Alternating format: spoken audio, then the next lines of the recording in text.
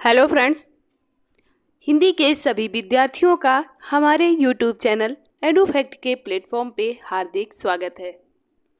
दोस्तों, भक्ति काल के अंतर्गत आने वाली सूफी काव्यधारा के विषय में हम अध्ययन कर रहे थे और उसी से संबंधित हमने सूफी काव्यधारा की विशेषताएं, सूफी काव्यधारा में प्रचलित प्रमुख शब्द और उनके कुछ कवियों के विषय में अध्ययन कर लिया था। उसी से संबंधित आज की हमारी ये क्लास होने वाली है और इसमें हम सूफी काव्यधारा के कुछ और महत्वपूर्ण कवियों के विषय में अध्ययन करने वाले हैं। तो आइए आज की क्लास को स्टार्ट करते हैं और हम कुछ महत्वपूर्ण कवियों के विषय में अध्ययन करेंगे। साथ ही साथ पद्मावत के बारे में भी आज की क्लास में हम अध्ययन करेंगे।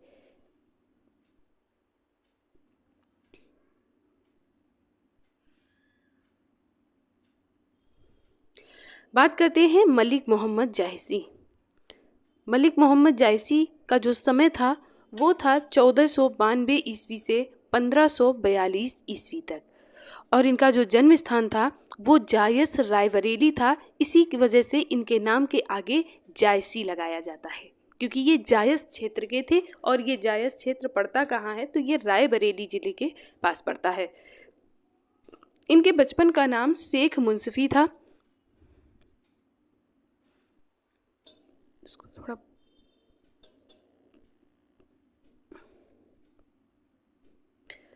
और इनके जो गुरु थे ये शेख मोहिदी या मुहियुद्दीन थे, ये याद रखिएगा।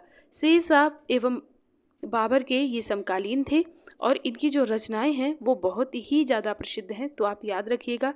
पद्मावत, इनकी रचनाओं में ज़्यादातर पीछे वत और नामा ये इनकी रचनाओं में मिलता है, जैसे पद्मावत, अखरावट, सखरावट, चंपावत, इतरावत, मटकावत, चित्रावत, फिर आता है खुरवानामा, मोराईनामा, मुखहरानामा। आगे बढ़ते हैं, मुखरानामा। देखो, एक है मुखहरानामा और एक है मुखरानामा, है पोस्तीनामा, होलीनामा और आखिरी कलाम। ये इनकी 14 रचनाएं बहुत ही ज़्यादा प्रसिद्ध हैं। अब आइए आगे बढ़ते हैं कि शुक्ल जी ने इनका एक ग्रंथ माना है नैनावत। शुक्ल जी ने माना है कि एक नैनावत नामक ग्रंथ मिला था, उसको भी शुक्ल जी ने माना है कि ये मलिक मोहम्मद जायसी का ही ग्रंथ है। तो ये भी आप याद रखिएगा कि नैनावत को भी इन्होंने, रामचंद्र शुक्ल जी ने, मलिक मोहम्मद जायसी की रचना माना है। अब इनका प्रसिद्ध ग्रंथ जो बहुत ही ज़्यादा प्रसिद्ध है उसके विषय में हम अध्ययन कर लेते हैं और नाम है उसका पद्मावत। जायसी ने पद्मावत से पूर्व 4 काव्यों का उल्लेख पद्मावत में किया है और हम ये मृगावती और मधुमालती में भी अध्ययन कर चुके हैं कि पद्मावत से पूर्व मृगावती मधुमालती की कितनी विख्याति थी। मृगावती, मधुमालती, प्रेमावती और मुग्धावती, इन 4 ग्रंथों का वर्णन पद्मावत में किया है। किसने? जायसी ने किया है। और क्या किया है तो ये पद्मावत के पहले ये 4 जो उपन्यास थे, महाकाव्य थे, ये बहुत ज़्यादा प्रचलित थे। हमने आपको इसके विषय में पढ़ाया है। अगर आपने वो क्लास नहीं देखी है तो आप प्लेलिस्ट में जाइए, आपको वहाँ पर सारी क्लासें मिल जाएंगी, तो आप वहाँ पर अध्ययन कर सकते हैं।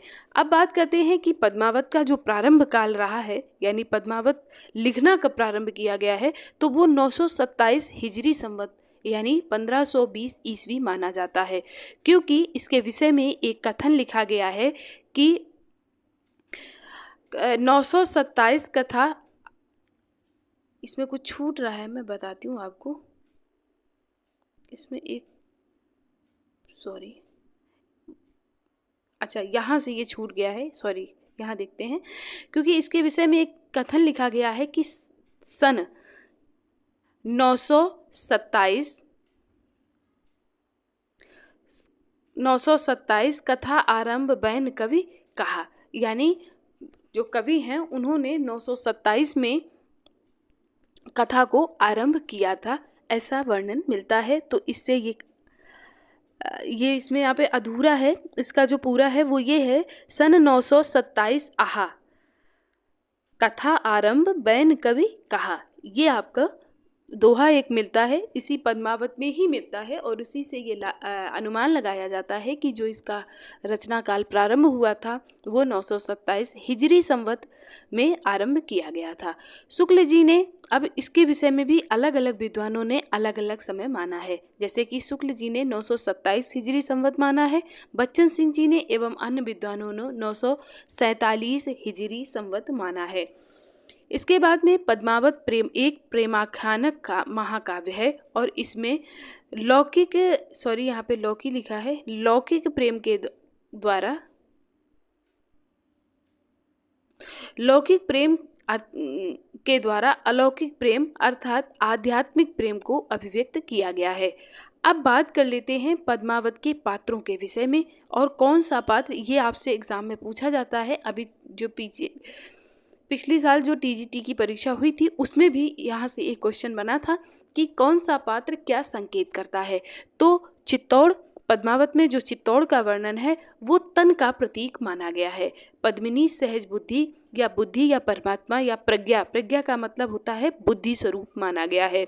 राजा रतन सेन को मन या आत्मा माना गया है। हीरा मन को गुरु माना गया है। सिंघल द्वीप जहाँ की पद्मिनी थी वहाँ उसको हृदय या रूह माना गया है। नागमती को दुनियादारी, धंधा या नफ्स माना गया है। जो नागमती थी वो राजा रतन सिंह की पहली पत्नी थी।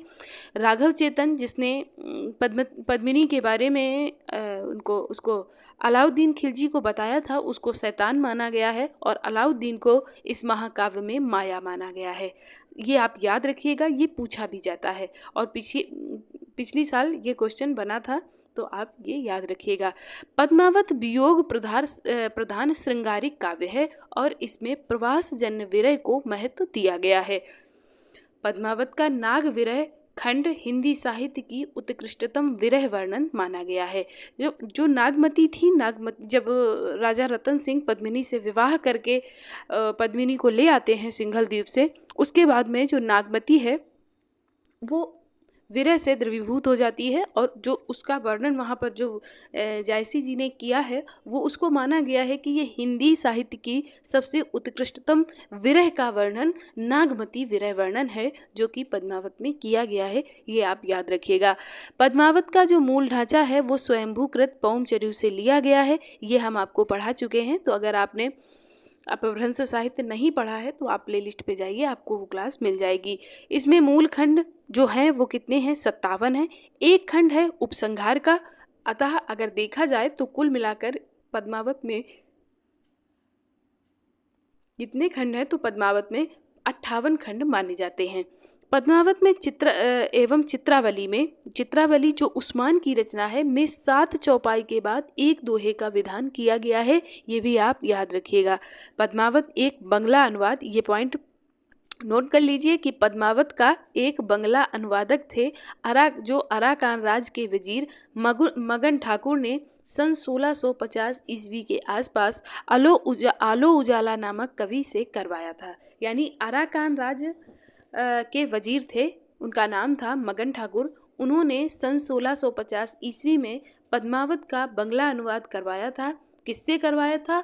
आलो उजाला नामक कवि से करवाया था। ये भी आप याद रखिएगा। आगे बढ़ते हैं।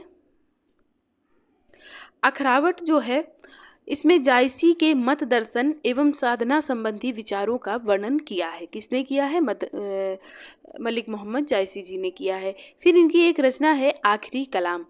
आखिरी कलाम की जो रचना की थी वो 936 हिजरी संवत अर्थात 1529 ईस्वी में हुई थी। आखिरी कलाम को कुछ विद्वान मानते हैं कि ये इनकी अंतिम रचना है, लेकिन ऐसा नहीं है। आखिरी कलाम जो है वो इनकी प्रारंभिक रचना है और इसमें आखिरी का अर्थ है प्रलय से, ना कि अंतिम से। आखिरी इन शब्दों को लेकर लोग मानते हैं कि ये इनकी आखिरी रचना है, जबकि ये आखिरी नहीं है, क्योंकि आखिरी का अर्थ अंतिम नहीं है। आखिरी का अर्थ है प्रलय और कलाम का अर्थ वचन या बातचीत से है। इस प्रकार आखिरी कलाम का अर्थ है रसूले पाक यानी परमात्मा के प्रति मनुष्य की प्रार्थना या बातचीत से। आखिरी कलाम में बाबर की भी प्रशंसा की गई है, ये पॉइंट याद रखिएगा। अब बात करते हैं चित्रलेखा की, जो मलिक मोहम्मद जायसी जी की बहुत प्रसिद्ध रचना है और इसमें ज़्यादा वर्णन तो नहीं मिलता है, ना ज़्यादा इसके बारे में पूछा जाता है। कभी कभी मिलान में चित्रलेखा को पूछ लिया जाता है। तो इसमें चंद्रपुर के राजा जो चंद्रभान जी थे, उनकी पुत्री राजकुमारी चित्रलेखा एवं कन्नौज के राजा कल्याण सिंह के पुत्र प्रीतम कुंवर की प्रेम कहानी का वर्णन मिलता है।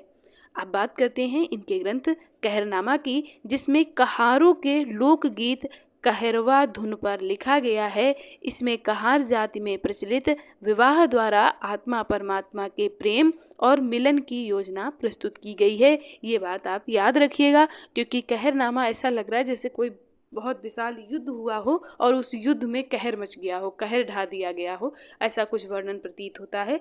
लेकिन आप याद रखिएगा कि इसमें जो कहार होते हैं वो जो जब विवाह के बाद डोली लेके वो चलते हैं और वहाँ पे चलते चलते वो जो गीत गाते हैं, उन गीतों का वर्णन है, क्योंकि उन गीतों में कहा जाए तो वो भजन स्वरूप गीत गाते हैं, तो उसी का वर्णन है।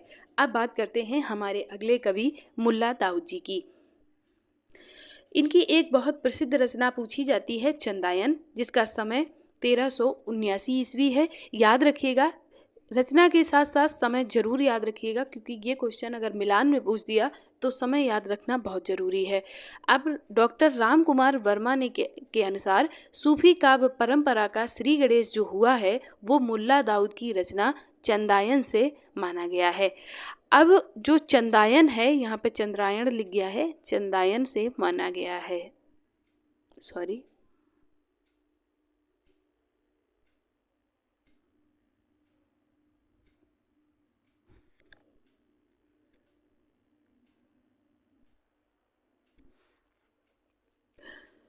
लेकिन इस मत को ज़्यादा प्रसिद्धि नहीं मिली है, इसलिए इस पे कोई ज़्यादा ध्यान नहीं देने की बात है, आप याद रख लीजिए। फिर आगे का पॉइंट आता है कि चंदायन को माता प्रसाद गुप्त ने लोर कहा अथवा लोर कथा नाम दिया है। ये याद रखने वाला पॉइंट है। चंदायन में नायक लोरिक एवं नायिका चंदा की प्रणय गाथा का वर्णन मिलता है। चंदायन की रचना को आधार बनाकर भिन्न भिन्न विद्वानों ने अलग अलग नाम से ग्रंथ लिखे। जैसे चंदायन को ही आधार बनाकर हजारी प्रसाद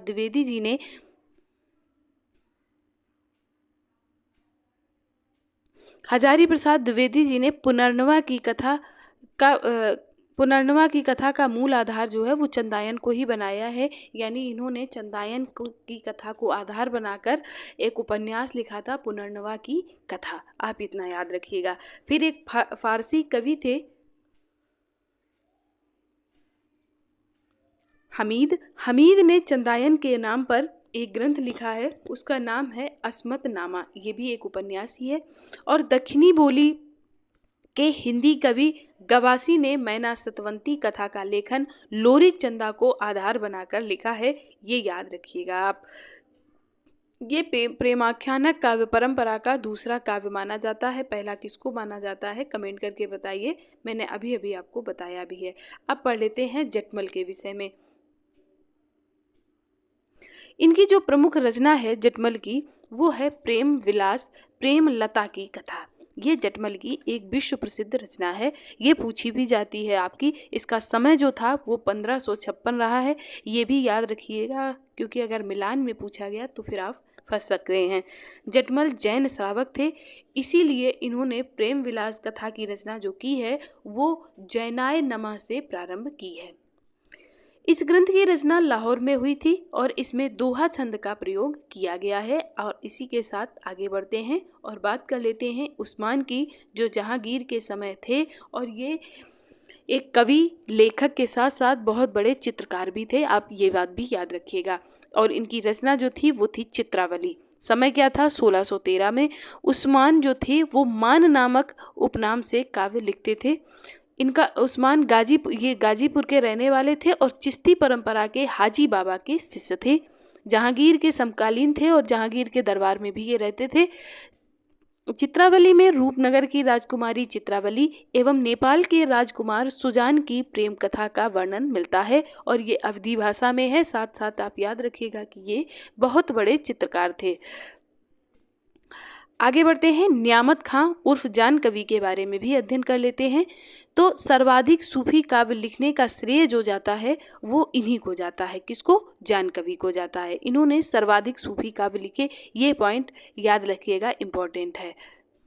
फिर इन्होंने फारसी के लैला मजनू, यानी आपने लैला मजनू, शायद मूवी भी बनी है, मेरे को ज़्यादा याद पता नहीं है, लेकिन इन्होंने लैला मजनू की जो प्रेम कहानी है वो काफ़ी वर्णित है। कहावतों में भी लोग लैला मजनू का नाम लेते हैं। तो लैला मजनू की तर्ज पर इन्होंने लैले मजनू की रचना की थी, ये याद रखिएगा। इनका रचना काल जो रहा है, समय रहा है वो 1612 से 1664 ईस्वी तक के बीच का रहा है। अब इनके कुछ महत्वपूर्ण ग्रंथ हैं, उनके विषय में देख लेते हैं। कनकावती, कामलता, मधुकर मालती, रत्नावली, छीता, पुहपुवारिया, नल दमयंती, रूप मंजरी, ये इनकी कुछ प्रमुख रचनाएं हैं, याद रखिएगा आप। आगे बढ़ते हैं, 4 रचनाएं इनकी और हैं। कौन सी है? रतन मंजरी, कथा मोहिनी, कवलावती और कथा कलावती, ये इनकी 12 रचनाएं, याद रखिएगा। किसकी?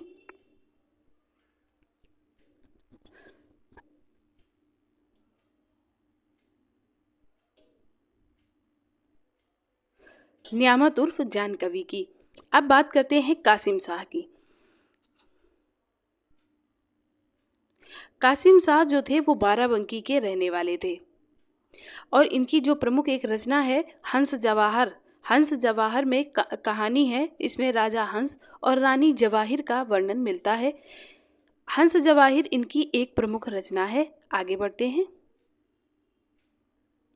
अब एक आपकी रचना है जो बहुत पूछी जाती है, वो रचना है आपकी माधवानल काम कंदला। इसके विषय में आइए थोड़ा अध्ययन कर लेते हैं, माधवानल काम कंदला के विषय में।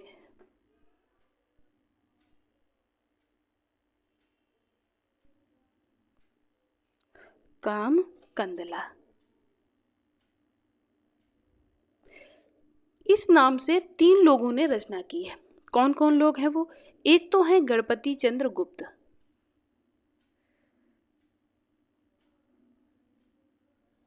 सॉरी, इन्होंने कब की है? तो इन्होंने 1527 में माधवानल काम कंदला की रचना की है। और दूसरे हैं कुशल लाभ,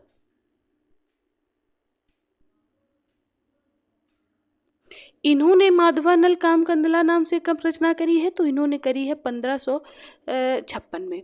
और तीसरे हैं आपके आलम कवि। सबसे जो महत्वपूर्ण है वो है आलम कवि। इन्होंने कब करी? तो इन्होंने 1884 में रचना की है। अब इन तीनों के विषय में बात करते हैं। तो जो गणपति चंद्र गुप्त ने माधवानल काम कंदला की रचना की है, कब की है? 1527 में की है। इसकी भी प्रसिद्धि है। इसमें जो बात है वो नायक माधव एवं नायिका काम कंदला जो नृत्यांगना थी उसका वर्णन है, और ये राजस्थानी भाषा में रचित है। अगर आप चाहें तो मैं लिख दूं। ये जो गणपति चंद्र गुप्त की है ये कब लिखी गई? तो ये 1527 में लिखी गई। इसमें नायक कौन है? इसका जो नायक है वो माधव है।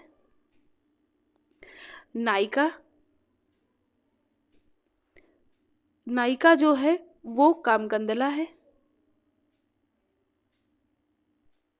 जो एक नृत्यांगना है और ये राजस्थानी भाषा में है। आप नोट कर लीजिएगा मेरे साथ में, राजस्थानी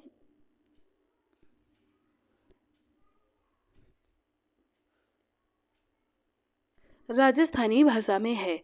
और इसमें सिर्फ दोहा का प्रयोग किया गया है। इसमें दोहा का प्रयोग किया गया है,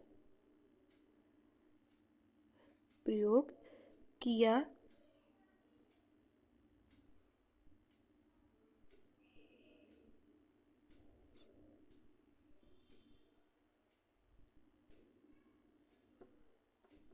किया गया है। ये तो बात हो गई माधवानल काम कंदला की, जिसको गणपति चंद्र गुप्त ने लिखा। कब लिखा? 1527 में लिखा। अब कुशल लाभ के माधवानल काम कंदला की अगर बात करें तो उन्होंने कब लिखा? 1556 में लिखा। ये आप नोट कर लीजिएगा, पूछा जाता है।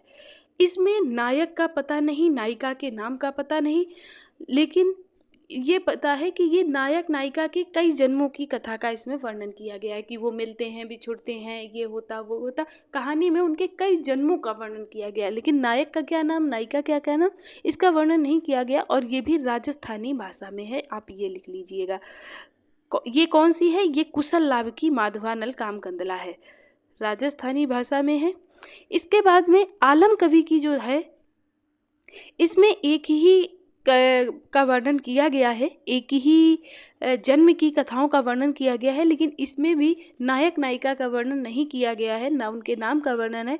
इसमें ये 1884 की है और इसकी भाषा जो है वो अवधी है, आप ये याद रखिएगा। तो ये आपकी 3 जो रचनाएं हैं माधवानल कामकंदला के नाम से, उसमें एक गणपति चंद्र गुप्त की है जो 1527 की है, दूसरी है कुशल लाभ की, तीसरी है आलम कवि की। आलम कवि की जो है ये वो 1884 की है। कुशल लाभ की जो माधवानल कामकंदला रचना है वो 1556 की है, और जो गणपति चंद्र गुप्त की माधवानल कामकंदला है वो 1527 की है। तो ये थी आपकी कामकंदला। ये मैचिंग में कई बार पूछी भी जाती है। और बाकी आपके जो कवि हैं वो आपको पढ़ा दिए गए हैं, लेकिन अब अगली क्लास में हम बात करेंगे सगुण भक्ति शाखा की। निर्गुण भक्ति शाखा में हमने अध्ययन कर लिया, अब सगुण भक्ति शाखा में हम राम भक्ति शाखा का अध्ययन करेंगे। तब तक के लिए आप सभी का बहुत बहुत धन्यवाद। अगर आपको क्लास पसंद आई है तो लाइक करें, वीडियो को लाइक करें, चैनल को सब्सक्राइब करें। बहुत बहुत धन्यवाद।